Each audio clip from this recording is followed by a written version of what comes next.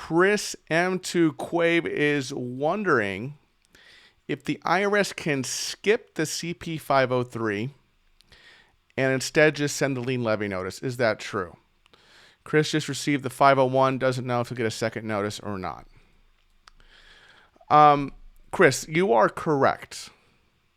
The CP503 and the CP501, for that matter, are not statutorily required notices. As a matter of fact, at the end of last year, we were seeing the IRS process returns, send the CP14, and then go directly to the CP504, completely skipping both the 501 and the 503. It's a bit arbitrary how they do things, and they have not revealed publicly why in some cases they send the full suite of collection notices, the CP14, the CP501, the CP503, the CP504, and then the LT11 or the CP90 as the case may be.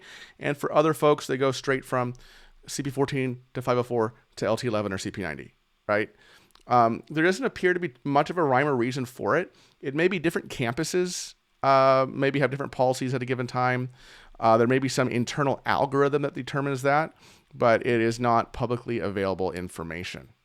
That being said, apart from some very specific circumstances, like, for example, a jeopardy levy situation, okay, where the IRS believes that the taxpayer is maybe a flight risk, or the assets are a flight risk, or they're rapidly dissipating assets to get them out of their name, right?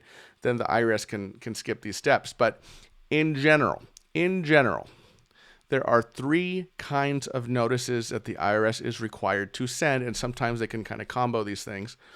But basically, the IRS has to give notice of three things to you before it can levy you. One, it has to give you notice of the amount the IRS believes that you owe the IRS and must demand that you pay it. Okay? The most common notice we see for this, maybe I'll pull it up on screen. You know what? It's the CP14. I created a whole video about CP14. Just check out the video at the top of the screen. Okay. Notice and demand. Hey, taxpayer, you owe us $100,000 and we're demanding that you pay it by date future. Okay. That's a statutorily required notice. The IRS must also give you notice of its intent to levy you no, and it has to do that at least 30 days before it intends to take the levy action. Okay. So if you look at a CP504, for example, at the top, notice of intent to levy, I think the newer language is like notice of intent to seize your assets. They put levy in parentheses. There's different ways of phrasing it.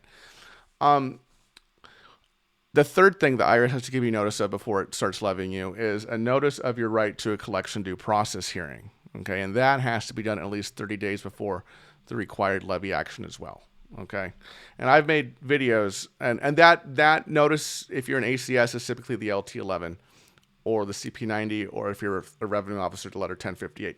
And I've made videos about all these notices and what specifically they mean and what to do if you got them. Okay. All the way from the CP14 to the 501 to the 503 to the 504, the LT11, the CP90, the letter 1058, right? So I've got you covered on all those fronts. I'm not going to pop each one on screen here because that's not the nature of your question. I will pop up the CP503 on my screen because that's the notice you were asking about. Right, here we go, the CP503, right?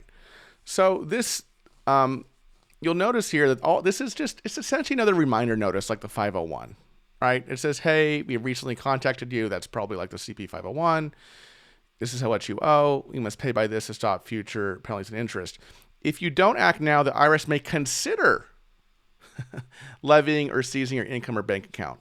Okay. That is different language than the 504, in which the IRS is giving you in no uncertain terms that it intends to levy your property. Okay. There's a difference between, hey, an intention to seize your property and we may consider levying or seizing your income or bank account. It's not even we may seize your stuff. It's we may think about it, right? The CP504 tells you we've thought about it and we intend to do this, okay? CP504 is a much more serious notice than the 503. But if you got the 503, you're going to get that 504, Okay, it's just the IRS is giving you a little bit more time to deal with the situation. Maybe because it likes you, maybe because some computer algorithm said you should get the 503 now instead of going directly to the 504. Consider it an act of mercy, an act of mercy, and just deal with your tax issue now. Okay. You probably have a little bit more time here before the big notices come, but they are coming. They are on the heels of the 503. Okay, so it's definitely not a notice to be ignored. Good thing is you have more time to put together a game plan of how you're going to tackle your tax debt. Okay, and that's what we specialize here in at Choice Tax Relief. Okay, you can see my mug on here, Greg, who's our lead tax attorney and director of resolution. This is what we specialize in, putting together game plans for people when they get these scary notices from the IRS. So how are we going to approach this? Right? IRS thinks they've given them plenty of time, and now they want them to pay all this money within a few days, right? Or else we're going to start taking their stuff, garnishing wages, levying bank accounts, and all that nasty stuff. What can we do? How can we tackle this? Okay. And if you owe the IRS or your state at least $10,000 in back taxes, or you have multiple years of unfiled tax returns, because that can cause these nasty notices too, you qualify for a free consultation with us here at Choice Tax Relief. Just give us a call, 866-8000-TAX. That's 866-8000-829. Or you can go to choicetaxrelief.com, fill out the form on the website. We'll reach out to you.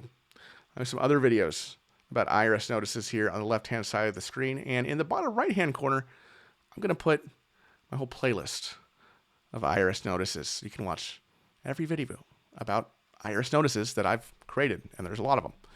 All right, folks, thanks so much for watching. See you in the next video. Bye-bye.